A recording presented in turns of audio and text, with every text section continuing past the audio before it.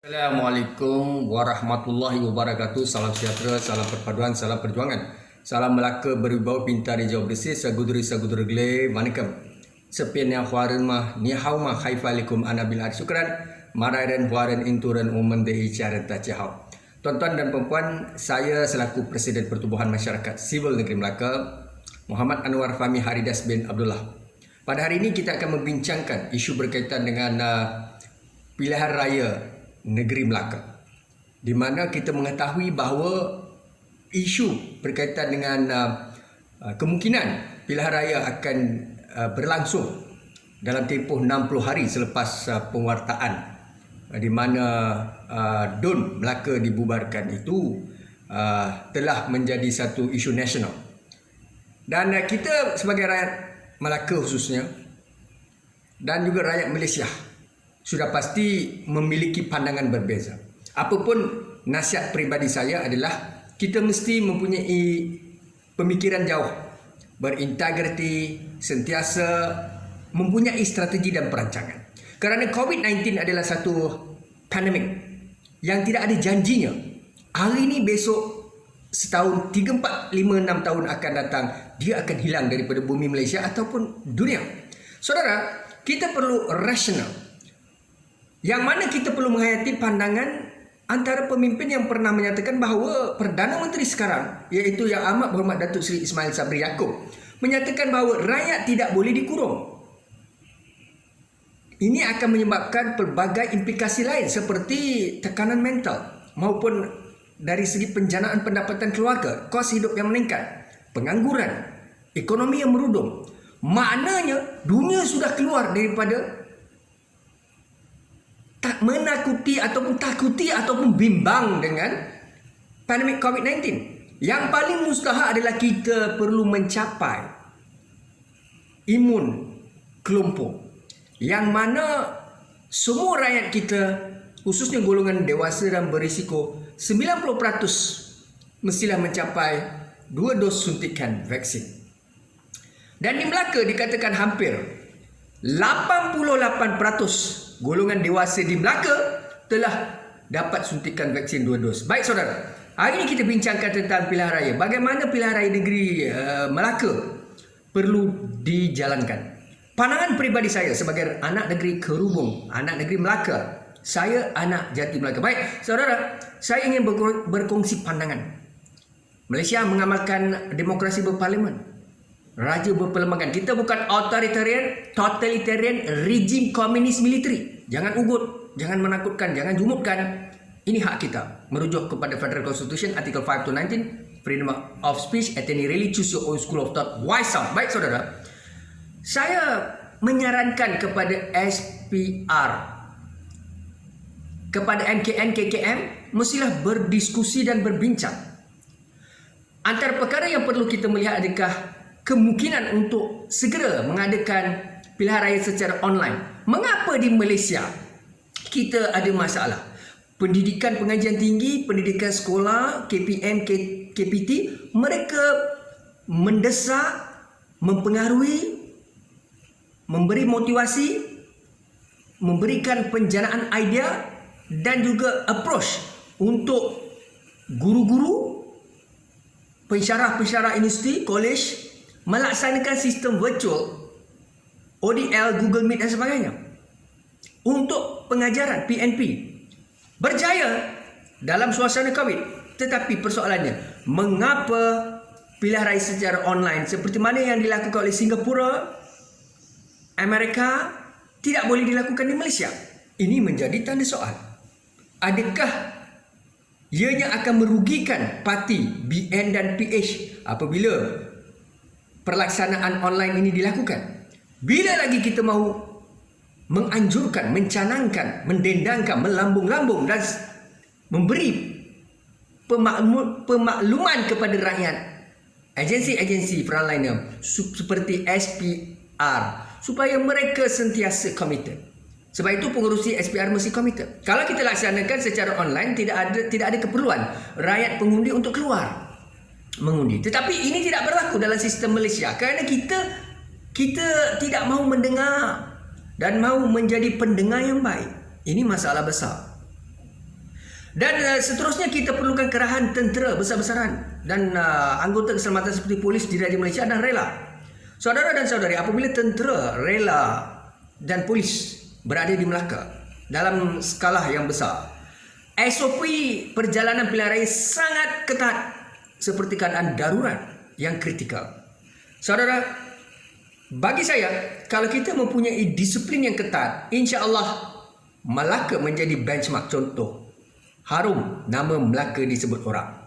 Kita boleh laksanakan pilihan raya di negeri Melaka by hook or by crook dengan syarat kita mempunyai pematuhan SOP yang sangat-sangat ketat dan militeri, tentera, polis, rela menjaga disiplin, penjarakan orang awam, pergerakan dan sebagainya.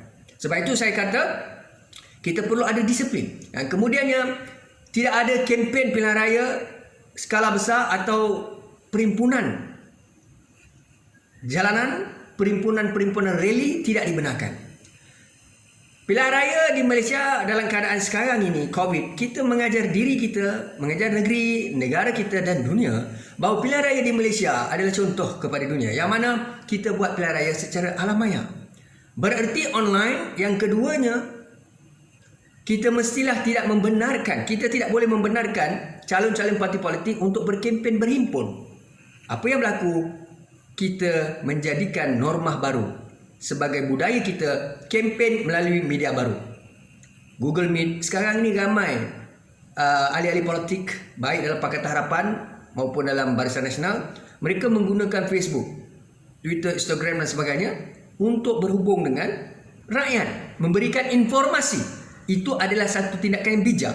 Mengapa boleh dilakukan oleh Datuk Seri Anwar, boleh dilakukan oleh Tun Mahathir, boleh dilakukan oleh Datuk Seri Zahid Hamidi, pemimpin-pemimpin Barisan Nasional dan PH, tetapi apabila kita sebut tentang pilihan raya negeri Melaka, kita tidak boleh lakukan perkara yang sama.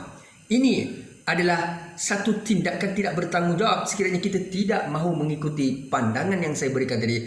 Kita cerita tentang industri 5.0, 4.0, teknologi elektronik, teknologi Internet of Things, IoT. Kita cerita tentang revolusi peradaban tamadun.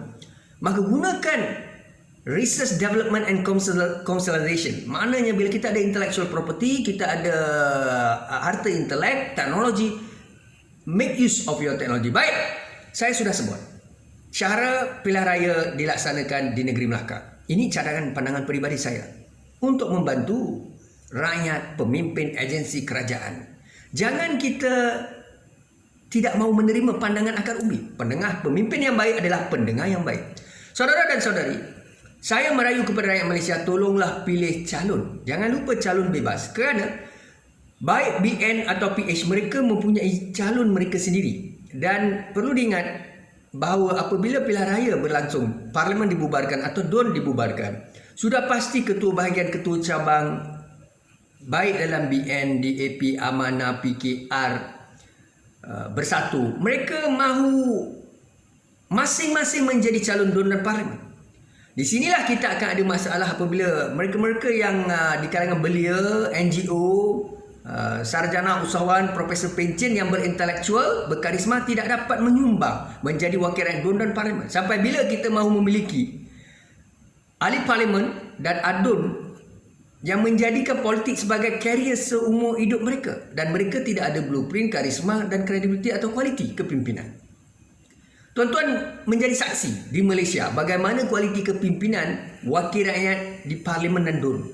Maka itulah saya setuju dan saya hormati pandangan Datuk Seri Zahid Hamidi yang berjanji bahawa UMNO dan Barisan Nasional akan memberikan ruang dan peluang kepada mana-mana pemimpin muda, belia, NGO, scholars, professors, usahawan dan siapa saja dengan niat mahu menarik potensi kualiti kepimpinan yang berkarisma, dan di dalam masa yang sama mahu branding penjenamaan semula dua ekor singa. Baik, di Kota Melaka. Ini kita akan tengok saudara ya, sebentar lagi kita akan melihat bagaimana sebenarnya kenyataan yang dikeluarkan oleh Datuk Seri Idris Harun, Insinyur Idris Harun, Datuk Seri Insinyur Idris Harun, mantan Ketua Menteri Melaka berkaitan dengan isu mengapa beliau menolak kepimpinan Datuk Seri Sulaiman Mat Ali. 4 orang adun. Ini adun Datuk Seri Insinyur Idris Harun adalah adun UMNO ataupun daripada BN Sungai Udang. Baik, kita mahu mendengar temu bual bersama Astro Awani yang dilakukan semalam.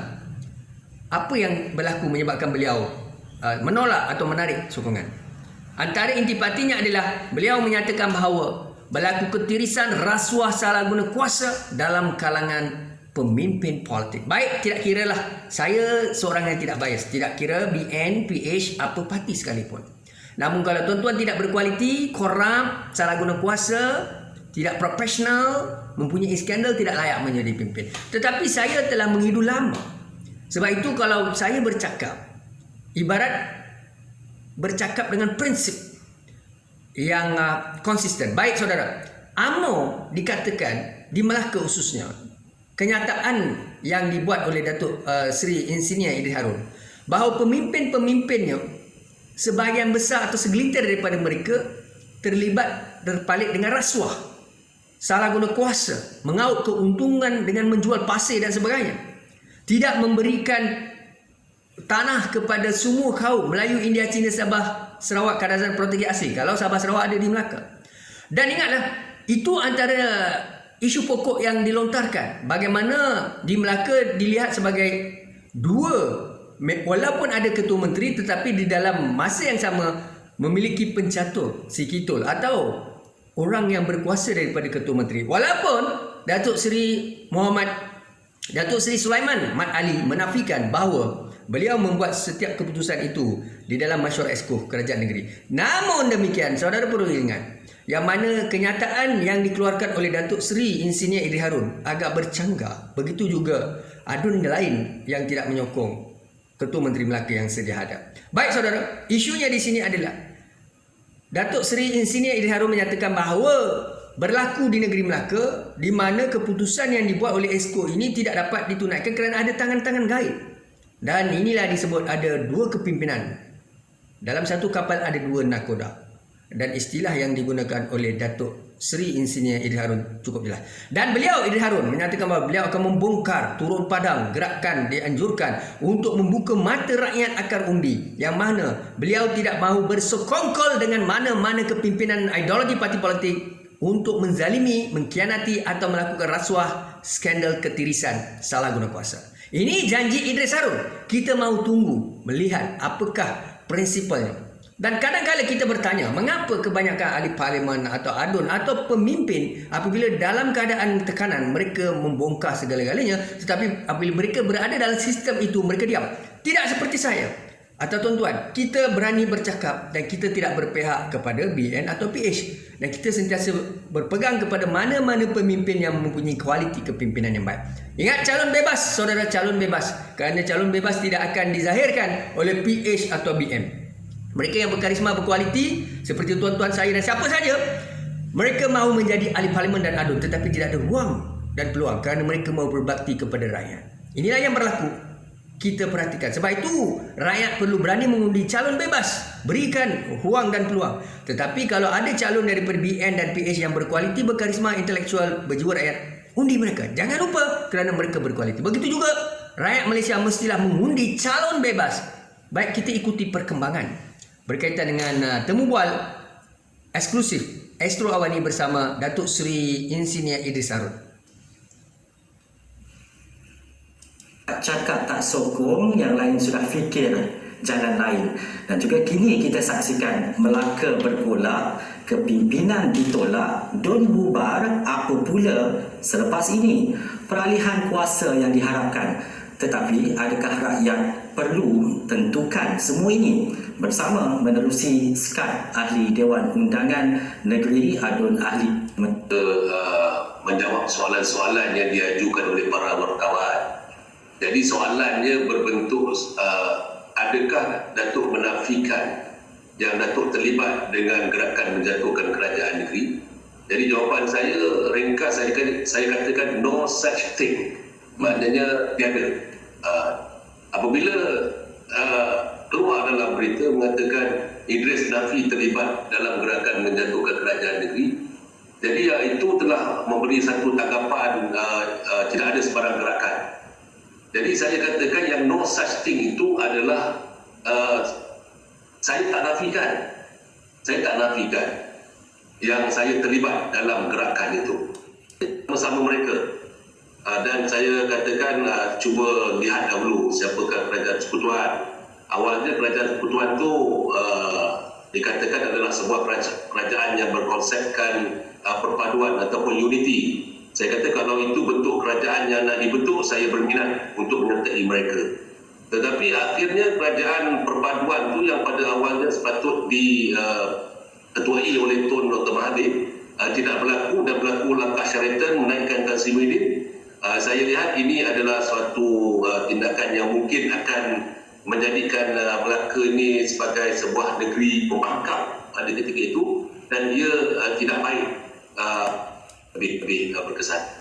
Datuk Seri, hilang kepercayaan dan juga menjadi mengangkat isu-isu rakyat adalah isu utama Datuk Seri bersama tiga yang lain menarik sokongan. Apa yang tidak sampai dalam kepimpinan Ketua Menteri, atau ada isu-isu lain bersama dengan individu-individu tertentu?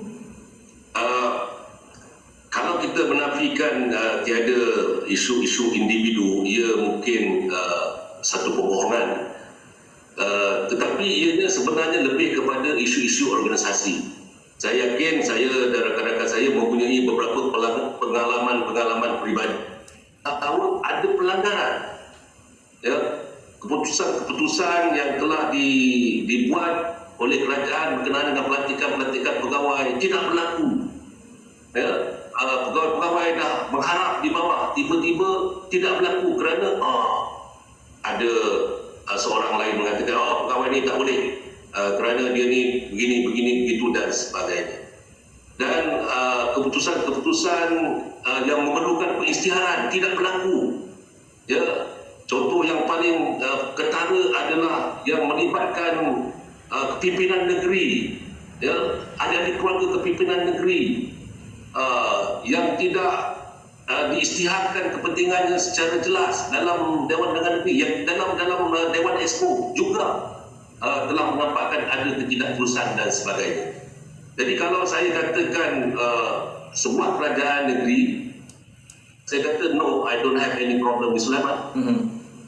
Dan dia kata dia tak isu dengan Sulaiman, kenapa dia tidak percaya kepada Ketua Menteri? I have problem with the Chief Minister who's being the puppet of the pengurusi pembangunan negeri.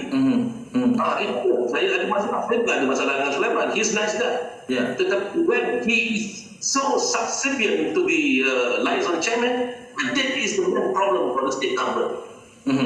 Dan ini membawa gambaran bahawa Datuk Seri nyatakan tadi isu-isu yang dibawa tidak dapat diselesaikan menerusi Dewan Undangan Negeri, tetapi isu ini dibawa dengan menyatakan bahawa tidak sokong kepada kepimpinan Ketua Menteri. Bukan Dewan Undangan Negeri, di Dewan Exco, di Mesyuarat Majlis Mesyuarat Kerajaan Negeri. Ini yang sebenarnya memberikan kekecewaan demi kekecewaan kepada tiga orang Exco yang membawa kepada penarikan balik sokongan kepada Ketua Menteri Melaka sehingga membawa kepada kejaduan kerajaan, dan kami dapati sekarang ini kami berada di pihak majoriti. Kita ada 15 sekaligus pihak kerajaan telah mengalami defisit sokongan. Maknanya hari ini kerajaan yang ada ni bukan lagi kerajaan. Kami yang majoriti ini, dan kami pun telah bertemu dengan pihak Pakatan Harapan sebagai pembangkang yang memang tidak menyokong kepimpinan negeri, dan kita ada 15 orang semuanya, dan 15 ini saya tak pasti 15 ke lebih besar, 13 lebih besar. Tapi dalam keadaan yang ini seolah-olah menampakkan 13 itu lebih besar daripada 15. Pemimpin seperti yang ada pada hari ini rakus dia. Kalau dibayangkan makanan tapi tu tangan kiri kanan suap mulut, mata tu jeling lagi makanan di atas sana, ya, dengan projek-projek ekonomi di negeri Melaka ini. Ini yang menyebabkan salah satu kebencian yang beruap-uap di kalangan rakyat Melaka terhadap kepimpinan yang ada pada hari ini. Saya tak tahu mengapa, kerana mungkin mereka merasakan yang mungkin masa depan tidak ada peluang lagi. Berbagai-bagai kesalahan dilakukan. Anda declare ratusan juta pasir-pasir yang ditambak daripada tengah laut dibawa ke sini dengan ribuan kubik meter, tetapi akhirnya diisytihar dengan volume yang rendah dan akhirnya menipu kerajaan persekutuan dalam bentuk royalty. Dan ini berlaku in a broad daylight. Dan hari ini berlagak seolah-olah saya lah pemimpin yang jujur, menangis dan sebagainya. Ini semua satu penipuan, satu lakonan yang boleh menyebabkan UMNO ditolak mentah-mentah dalam pilihan raya umum yang akan datang. Saya yakin dan percaya rakyat menyedari hakikat ini. Orang-orang yang tamak kalau begini sekarang ini sedang rakus meratap hasil ekonomi Melaka. Ini istilah murka yang Datuk Seri gunakan. Ya. Ini kan Yang pentingnya besok saya tidak ditanya, you have the authority, you have the power to do so, kenapa kamu tidak menegur? Kerana kalau kita diam, kemungkaran akan berterusan, kezaliman akan berlaku, kita berada di dalam membela nasib rakyat. Nasib rakyat itu perlu dibela tetap. Tetapi hari ini kalau konsep itu diperkecilkan. Baik saudara dan saudari, begitulah yang dinyatakan satu pendedahan yang tidak disangka. Baik, saya sebut banyak kali, saya telah lama berprinsip berintegriti dan itulah perjuangan saya daripada tahun 1994 sehingga tahun 2021 dan umur saya hampir 47 tahun. Saudara, oleh kerana saya tegas menolak pemimpin kleptokrat, korup, salah guna kuasa dalam BN, PH antara pemimpin, mereka melihat saya tidak menyokong ideologi ataupun parti politik itu. Sebenarnya mereka silap. Kadang-kadang mereka mencurigai saya dan ada kenyataan-kenyataan Datuk Seri Idris Harun, Insinyur Idris Harun pernah menyatakan bahawa ada ahli di kalangan ahli UMNO ataupun ahli parti sebenarnya berpura-pura menyokong UMNO, dalam masa yang sama mereka sebenarnya tidak menyokong UMNO. Ini yang perlu dipahami oleh Insinyur Idris Harun. Datuk Seri perlu faham apa yang Datuk Seri rasakan atau Datuk Seri fikirkan sudah lama berlaku dalam minda saya daripada dahulu. Rakyat, scholars, think tank, opinion leader belia, mereka bukan membenci parti politik. Mereka menolak pemimpin kleptokrat yang terpalit dengan rasuah, salah guna kuasa, ketirisan. Inilah yang berlaku hari ini. Datuk Seri mengulangi perkara yang sama, integriti. Kerana kami menyadari perkara itu sudah lama. Kita tidak boleh menyokong parti politik atau individu atau pemimpin secara buta tuli. Walaupun kita dalam UMNO ataupun Pakatan Harapan, tapi kalau parti itu ataupun pemimpin-pemimpin dalam parti itu, khususnya pemimpin-pemimpin mereka korup, maka kita mesti membenci, menolak tingkah laku, perilaku pemimpin yang korup. Ini sepatutnya kita perjuangkan. Itulah juga yang saya perjuangkan. Tetapi mereka melebar. Bagi kebanyakan penyokong tegar dalam UMNO ataupun Barisan Nasional maupun PH, mereka melihat bahawa apabila kita bercakap kebenaran tentang salah guna kuasa, rasuah kepimpinan, isu legasi, keturunan, anak beranak, suami isteri ada dalam parti politik, tidak memberi peluang kepada orang lain menjadi adun ahli parlimen, mereka melihat kita mengancam sistem, mengancam BN atau mengancam Pakatan Harapan. Pada hakikatnya kita bercakap perkara yang benar. Hari ini Datuk Seri berjanji yang mana Datuk Seri akan turun padang, akan menerima jemputan dan akan mendedahkan segala amalan rasuah, salah guna kuasa, ketirisan yang dilakukan oleh pemimpin UMNO dan BN. Itu janji Datuk Seri. Tapi adakah Datuk Seri Idris Harun akan kotakan? Dan apakah pendirian Datuk Seri hari ini akan berubah sekelip mata selepas ini? Sebab pemimpin yang berintegriti, beraccountability, tidak kira duduk dalam UMNO atau dalam BN atau Pakatan Harapan, mereka mestilah berintegriti, berani sentiasa menegakkan kebenaran. Adakah itu adalah antara ciri-ciri, nilai-nilai atau value yang ada dalam diri Datuk Seri? Sebab itulah saya mendoakan Datuk Seri berprinsip berintegriti. Ini berlaku pada Anwar Ibrahim. Saya bukan menyatakan bila saya sebut namun tokoh-tokoh ini tidak semestinya kita ekstrim taksub, tidak. Reformasi jalanan. Dan sekarang Datuk Seri juga dipecat dalam UMNO. Adakah Datuk Seri selepas ini akan dipujuk, dikembalikan, Datuk Seri mengubah pendirian dan sebagainya? Bagi saya akan menghormati Datuk Seri Zaid Amidi, Datuk Seri Najib Razak, Tun Mahathir dan semua pemimpin Malaysia, Datuk Seri Anwar dan siapa saja. Tetapi mereka mestilah mempunyai prinsip mengikuti jalan yang lurus, Siratul Mustaqim. Dan ingat, rakyat negeri Melaka, sudah sampai masanya untuk kita turun padang mengundi mengikut SOP ketat. Kalaulah SPR boleh menjalankan online voting, saya sudah banyak kali menyarankan, saya tidak tahu kenapa SPR dan pengurusinya sangat-sangat slow. dan tidak berani untuk melaksanakan online voting. Apabila kita tanya, mereka akan bercakap bukan mudah. Mengapa Amerika boleh lakukan, negara jiran Singapura boleh melakukan, Malaysia asyik-asyik menolak. Bila berlaku krisis pandemik, kita tidak ada pilihan dan kita tangguhkan dengan istilah darurat seperti di Sarawak. Ini tidak baik kerana dia memberi ruang dan peluang kepada ekonomi kita terencat, pelaksanaan dasar keputusan tidak dapat dibuat secara lebih luas, kolektif, kerana terhad kuasa-kuasa kerajaan yang ada. Dan di Melaka, kita dapati bahawa hanya 13 adun menyokong Datuk Seri Sulaiman Mat Ali, sedangkan 15 adun menyokong Pakatan Harapan ataupun blok di antara 4 orang yang menolak menarik sokongan kepada Datuk Seri Sulaiman Mat Ali dan juga kepada kepimpinan kerajaan BNPN ini. Ini masalah bagaimana demokrasi diterjemahkan di Melaka. Saudara, ingat, sebab itu saya kata keabsahan kerajaan ini menjadi tanda soal. Bukan anti kerajaan Datuk Seri Sulaiman Mat Ali. Saya seorang yang bercakap benar, bercakap berintegriti, tidak mahu berpihak. Sebab itulah orang yang taksub, yang ekstrim dengan pemimpin atau kerajaan atau pembangkang, mereka marah saya. Kerana bagi mereka, saya tidak menyokong pendirian mereka. Saudara, kita mahu menjadi scholars, think tanks, opinion leader, presiden NGOs, siapa saja mesti bercakap benar walaupun pahit.